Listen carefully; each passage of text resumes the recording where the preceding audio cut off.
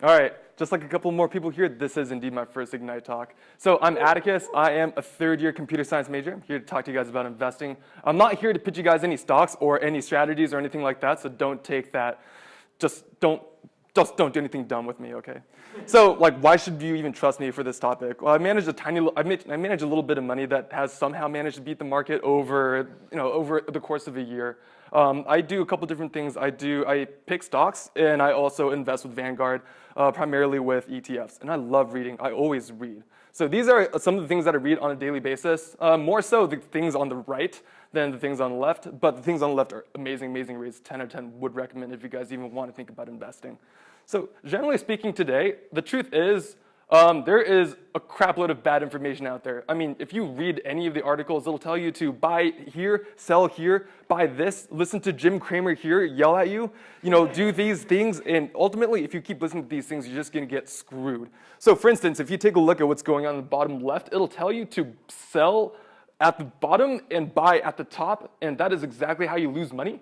And also, there is so much speculation out there for the sake of driving consumption because that's what people want to read. Moreover, like in media and in the space of popular culture, everybody thinks like, oh my God, I'm going to get so rich off of stocks. Like, think of the Wolf of Wall Street. Like, that is like a glamorous lifestyle, this whole entire like hedge fund manager kind of life. And that is pretty far from the truth, Like, what exactly goes on here? There is so much misinformation out there. What even happened in the financial crisis? Like, what do I even do with money? What even are stocks? What even is money? It can be sometimes so hard. And the fact of the matter is 86% of like active managers don't even meet the benchmark, meaning they don't even meet the S&P 500 or the Dow or whatever they want to try to track. And they have access to so many more things than we do. They have so much more money, so much more information, just anything. How can you, as a retail investor who buys and sells on E-Trade, manage to even beat that? At this point, like, you should be feeling kind of down, like looking at this, like, this is a really, really hard game. If everybody was right about investing, wouldn't everybody be rich?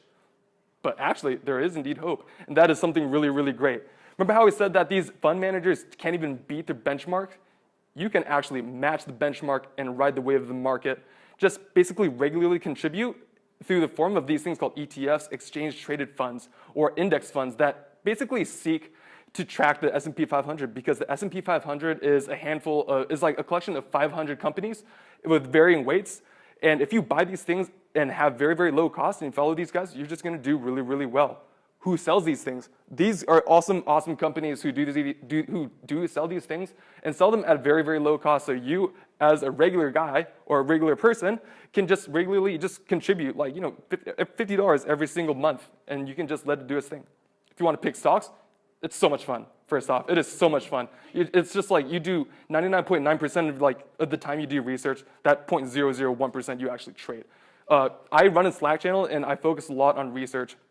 I do a lot of reading, and I highly recommend you guys check out these books. And from the library, from Amazon, give these guys a solid read. You guys are going to learn so much about what exactly goes on in terms of research and investing. And these guys are a really, really great place to start.